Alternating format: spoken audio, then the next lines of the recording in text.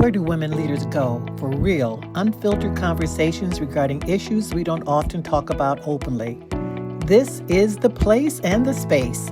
Welcome to Still I Rise, where we not only talk about it, we say the quiet part out loud. Join us as we share with you a list of future topics and guests, and remember to chime in on topics you'd like to have us discuss.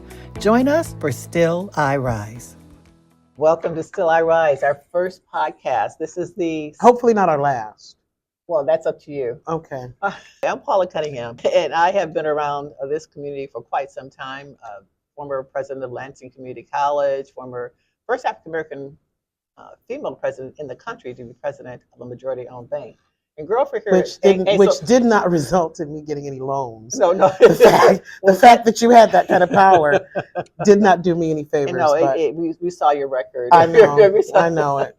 And also, I'm accompanied here by my dear friend, colleague, super bad woman, super smart woman, associate dean of Michigan State University College of Education. Yeah.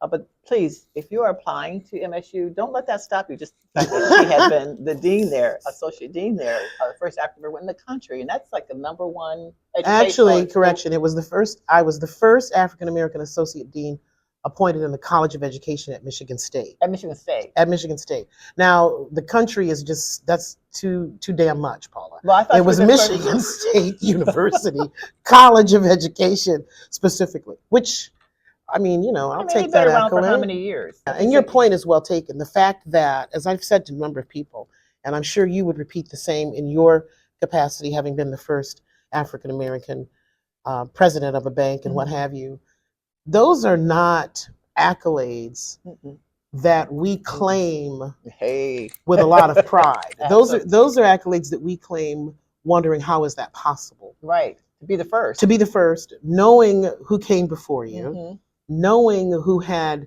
done what they had done, accomplished what they had accomplished, and literally paved the way for the Paulas and Sonyas. So in you're talking about the 20 and 20 whatever, and we're still talking about the first. Right, there should be no more first. That's problematic. There should be no more That's first. Probably first. And that's what we're talking about. That's right. In spite of everything that's gone on, we continue to rise. And so Absolutely. We only say that because it's part of the journey. Absolutely. Not because it's part of the badge. Absolutely. Because the badge and that glory goes to those who come before us. And to the people who are watching, Still I Rise is about women. It's about women who are doing all kinds of wonderful things in spite of the odds, in spite of the barriers that they face each and every day in the workplace. It's a place where you can say the quiet part out loud. Absolutely. Right. Things that you don't talk about, like menopause. Have you ever talked about menopause in the workplace? No, I've never.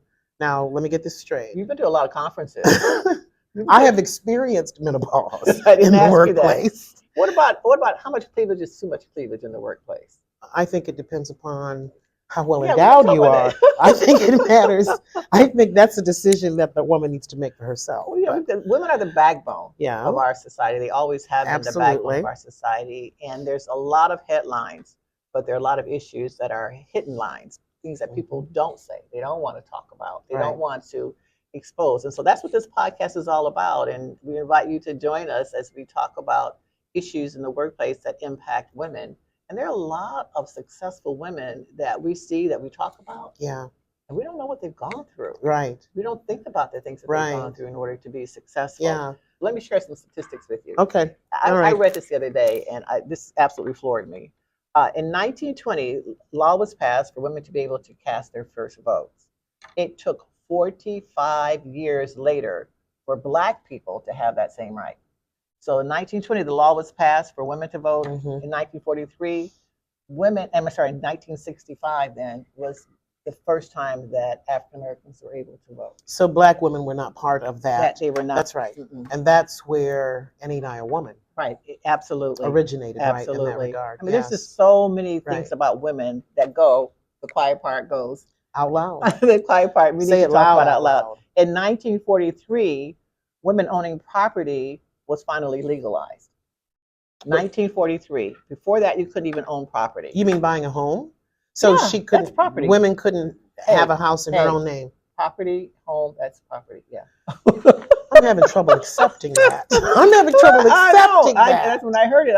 I went back and looked it up because I don't trust Google or ChatGPT. They lie too. Right. So I went back and looked it up. 1943, women owning property was legalized. In 1948, women could serve as bartenders. Woohoo! 88? Under 1948. Oh, 48. Under the condition that their husband or fathers owned the bar. Are you serious? 48. Are you serious? I'm serious. In 1973, all states allowed women to serve as jurors. Every state did not allow women to serve as a juror. Until 1973.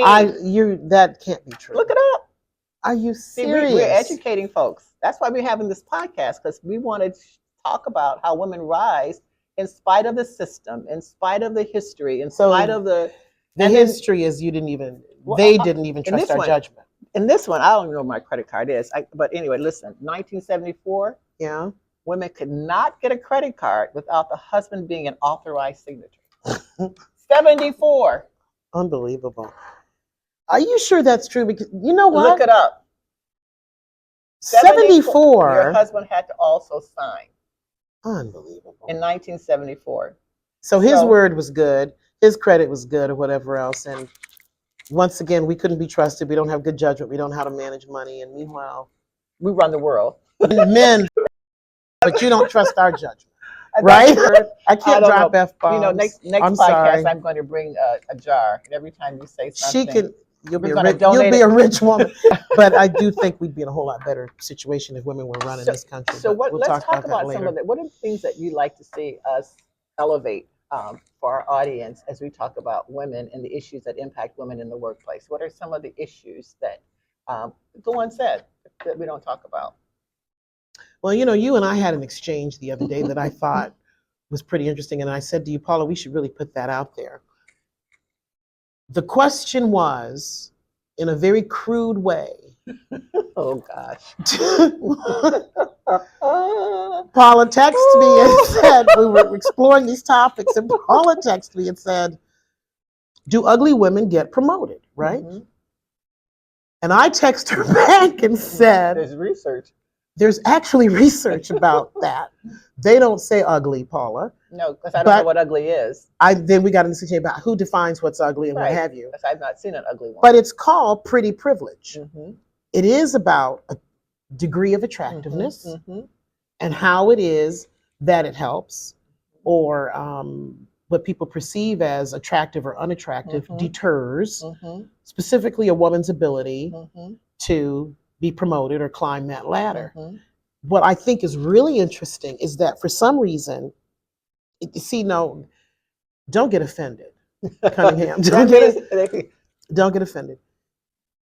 You are not a woman who has had to worry about being perceived as unattractive. Well, why would I be offended on that? Okay, as a woman of size.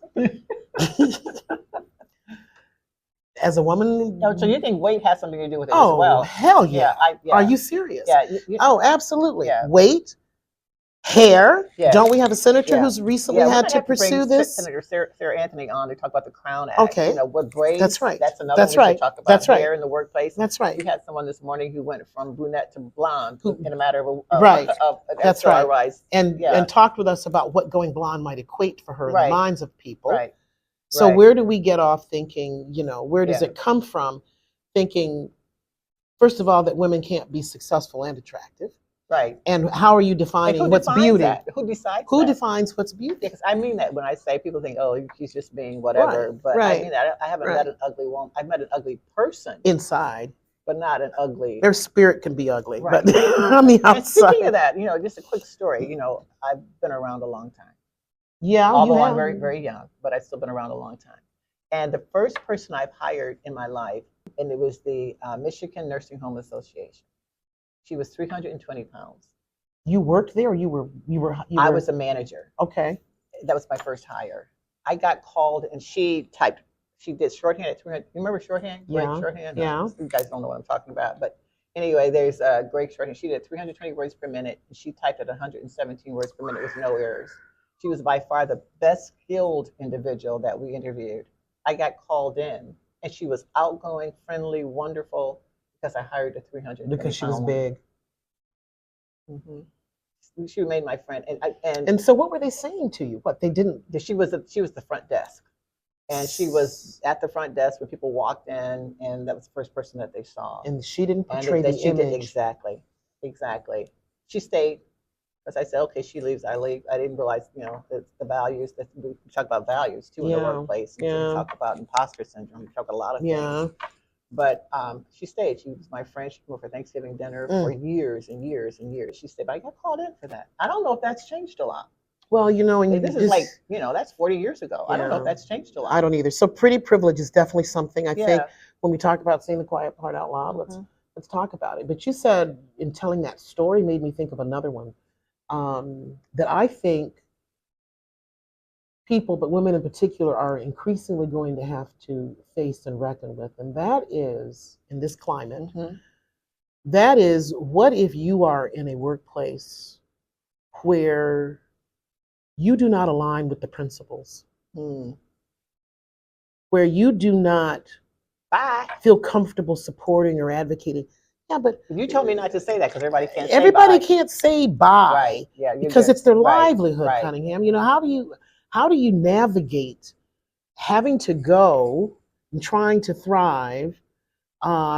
Maybe the question is, do you try to even work to elevate, to change the culture? I mean, those are the kinds of discussions I think we have to have. That's value and integrity, right? Yeah. I mean, how do you compromise that? I'd rather eat beans every day and keep my integrity and keep my values than be in a job and have my kids say, listen, kids, I left this job, we'll find another job. That's just me. I understand. I'm not necessarily a realist on this, but I just feel very passionate about me and who I am, because the struggle to get where I am and where I've been and where I'm going has been paid for already by those who come before me, right? Yeah. And so how dare you sit there and accuse me or put me in an environment where I can't be successful because of your judgment on me or your values. Or the position that you're taking publicly about some things that I don't particularly agree with. I mean, I understand what you're saying. Yeah, I know. And yes, I've told you that I think that being able to make that decision is in of itself a privilege. Right. But there are women who may say, no, I do not like what's going on that movie here. That Broderick, when she was talking about environmental waste, remember that movie? Yeah. I mean, that's sort of similar. I didn't see the movie, but I remember you know what about I'm talking about? She was going around yes. and talking about the company, they were spilling So toxic she waste. stayed in the setting and tried to change it. Yes. And she that's was another like, option. But she was like, oh. But they fired her, right? So that's another option. I mean, but those are dilemmas. My point is, I think that those are dilemmas that women who, in my opinion, tend to be much more reasonable and rational are going to increasingly find themselves confronted with. And you're saying if you're ugly and overweight, and you got values, then you got values. It's like, and you're SOL. No way in hell I can work here. You're SOL. I can't find a job. Paula, that's right. Bottom line. See, this is where you need to get into a private business, because you are not going to become an entrepreneur. Because you're oh my gosh, that's funny. But that shouldn't be the those case. Are real case. Those are real reflections. They are real reflections. But and those then the are hair, things, and then you're going with your hair braided. Yeah. And we're going to talk about these in detail. There's some facts, like you said. There's some research. I didn't even know that. Who researches pretty women with privileges? Yeah. But there's research on that kind of. And then another one that we talked about. And I know you're going to say it, but help me. I really do want to have at least a second podcast. But anyway, the other one we talked about is strong women leaders. Oh, ain't that a bitch? Yeah, definitely. I think, I don't know if many people would disagree with me. Jar? I think in order to be a leader, there is an element of bitch you must have.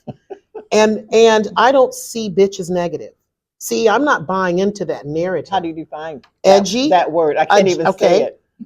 Bitch, edgy. You said that word. How do you define it? I have to keep saying it. Edgy, assertive, principled,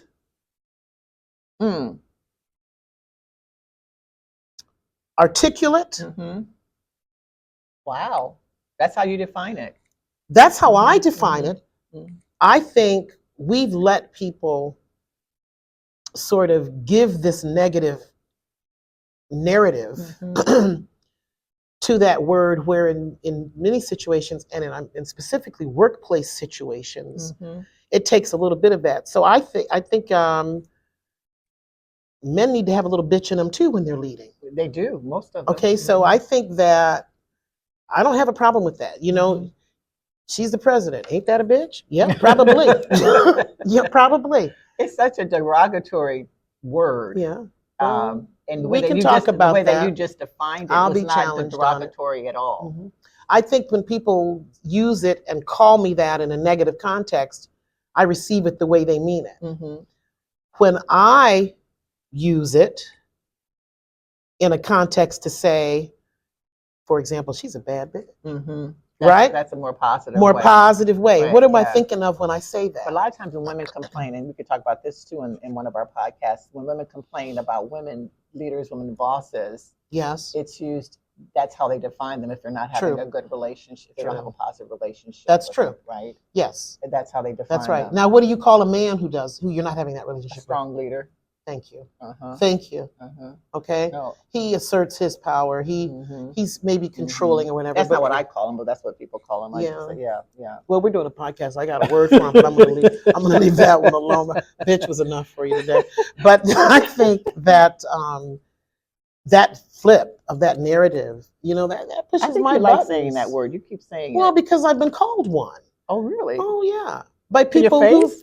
No. Oh. No, I recall specifically a situation in which a colleague who I was engaged in an effort with, I was more or less coordinating it and managing it, felt comfortable enough to say to another peer, Sonya is irritating me. She is such a bitch. Okay? Ooh. Now, I don't think she meant it positive. So, you think? Interestingly enough, this is where you got to be careful. The peer that she shared it with felt it necessary to run up and tell me. And your response was? Well, she's right. I probably am a bit on the bitch side, if that's how you would describe it. You just let it go. I let it go. Yeah. Oh, I let it go. But let me be clear. I didn't forget it. I didn't forget it. And I think it brings out an element in you and how you choose to interact with people who have meant that in a negative sort of way, in a derogatory sort of way. So, you know, yeah. And we can talk about that too. But if you are a strong leader and you show compassion and you show empathy to folks, do they still call you that? I think you do that all the time. I think I do a little Sybil. You know, people aren't old enough to know who Sybil is. Yeah, I know who Sybil is. Sybil is the patient with the multiple personalities. But I think that's okay. I told you she's crazy. She's so well educated. Tell me where you went to school. So they know. I mean, just so you know that I didn't just pull somebody off the street to be part of this first off podcast. The street. I didn't pull her off the. Tell them where you went to school. My undergrad at Northwestern University. I'm a proud Northwestern Wildcat alum, and my master's and PhD at Michigan State University. Yes. And tell them about your parents. Your mom and dad. Oh my goodness. She's well educated. That's all I'm trying to say. You're trying to justify why it is that I need some grace for just like Millie. I'm trying to justify why I hired you. My father, my late father, was the first African-American faculty member in human medicine at Michigan State University. My late mother, who recently passed, PhD in administration. She ran our family business. We had a mental health outpatient Could you imagine her being your therapist? I was so damn good, they were lining up. I had women waiting for months to get some time with me. I don't care what Cunningham says. That's very true. Because that's very true. Well, I make the effort to get you. Because she says the quiet part out loud. Yeah. It keeps it real. In that context, it was between the two of us. But you know, you have conversations where I think women feel like we have to inhibit some of the things that we were thinking and feeling. Yeah, we're going to talk about this. And so what I hope comes from this podcast is that this is a place and a space where we don't have to feel inhibited about talking about some of that we can lay it out there. When we say the quiet part out loud piece, that's what Right. I know you and I mean, that the evolution of this was you and I having some exchanges and saying, I wonder what people would think if they knew we said this. Right. I wonder what so-and-so, oh God, Cunningham, if you drop dead, do I need to grab your phone? Okay. I mean, and start erasing shit, because if it gets like that, and then what did you say? Oh no, share it all. Yeah. Bring it. Yeah. Share it all. And I said, Transparency. well, you know what? Maybe there's something to being able to just share it all. Share and it that's all. what Still I Rise does, is that Yeah. there's no safe place for people to go and to talk about Yeah. issues like hair, like menopause, like conflict. And it's just that people don't have the tools. It's not that they were bad people. They just don't have the tools to deal with women like us. My husband's still looking for the tools to deal with it. So they just don't have the tools, the resources. And Luana Simon has said that once before. There's no tools in the toolbox. That's right. They don't know. Right. And so this is a place. Or they begin to wonder and maybe talk among themselves, how did she get here? Right. Or do I pull the chair out because I would do it for a woman at dinner? Yeah. Do I hold the door open, do it? Those kinds of things. Yeah. But how did you get here, and what's the journey that brought you here, and how can you talk about issues like this? And still, another issue that I think women need to talk more about is finance. Yeah. Definitely. We're going to have a session on finance, Definitely. talking about what you need to know in order to secure your. I have worked with so many women, their husband, spouse passes, and they don't know anything about how to take care Well, of themselves. it's funny because I was having a conversation the other day. I can't recall what the context was, but this is my second marriage, right? And it was sort of natural. My first husband and this current husband. And I don't know if this is private. I don't know how this happens, but we don't commingle our money a lot. It's just it was sort of an assumption we had. There's yours, and there's mine. And now I'm gonna get in yours every now and then. You're not gonna get in mine. You ain't getting in mine. I mean, really. Did your parents tell you to have a little safety net over here? You're damn right. There's this that's mine you don't know about. Yeah. But and you take care of these bills. I'll take care of these bills. I mean, that's sort of, there wasn't a lot of opposition to that. Yeah. I don't know if that's how, but it wasn't, let's put our money in a shared account. Is that with both marriages? With both marriages? With both marriages. Now, that's what I don't know. I don't recall resistance for that. In some places, a lot of places, men just take care of everything. Oh, hell. But even beyond that, because, that is more personal. Even beyond that, when a spouse passes, dies, and you don't know if you're financially secure. That's right. You don't know what the passcode was to a particular account. You don't know where to find that. And that was my reality. Remember, my first husband passed away. Oh yeah. And so there was unexpected. And there were things, and I was a young, with a 4-year-old child, trying to figure out, how do I make sense of this now? I know there's no longer two incomes. I'm getting his Social Security, but that didn't begin to approximate what money he was bringing in. But no, I co-sign that in the context that we need to talk about how it is that we protect ourselves now and for our future. Right. So I think that's really important. Yeah. And maybe I'll bring Sarah Jennings or someone in, she's from Maynard Constellation or someone in just to talk about money, what people really need to know. 3, 4, 5 things that women really need to know. Because I'm going to tell you another hot topic that you and I have talked about as well, and you alluded to it a little bit ago.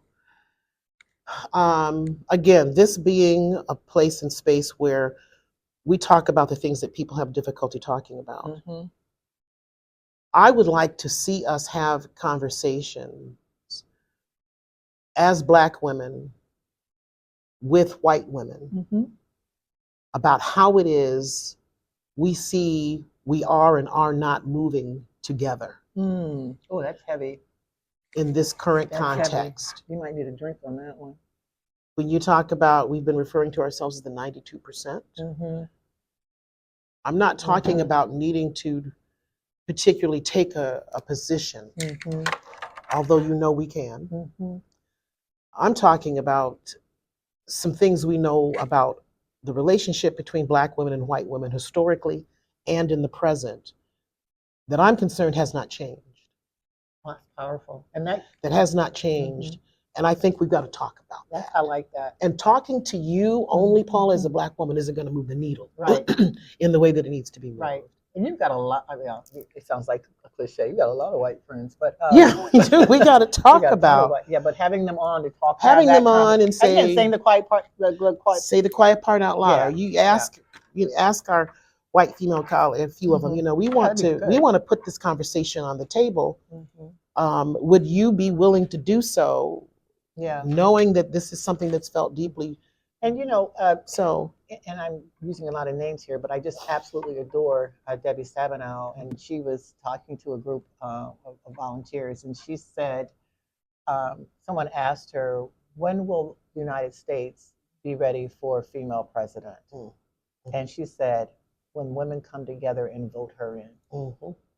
And it was to come together and vote her in. Come together. And vote her in. Yeah. And regardless of political party, I mean, other countries have had women leaders, but we've never had one. Right. And so coming together to vote her in. So let's make sure we do a podcast. Let's put that one out there. I like that one. Maybe we can do that. Yeah. But bottom line, we're going to continue to rise, and we're going to continue to say the quiet part out loud, and we're going to have that purse jar on the table the next time. Are we gonna have these fake plastic microphones? I don't know if they can see us. You weren't supposed to say that. Oh, this is the most ridiculous thing I've ever seen in my life. You got a microphone here. I know, so why do we have these little plastic? Because you wanted it. I did not ask for this. Never mind. Listen, thank you so much for joining us. Take care. For this first podcast of Still I Rise. If you want more information, or if you want to know the backgrounds on Dr. Sonya Gunnings-Moton and Miss Paula Cunningham, just click on the website below, and you can find out. We really are some bad mamma jammas. So. Thank you for watching. Stay tuned for the next episode of Still I Rise, saying the quiet part out loud. Out loud. Look forward to seeing you next time. Take care.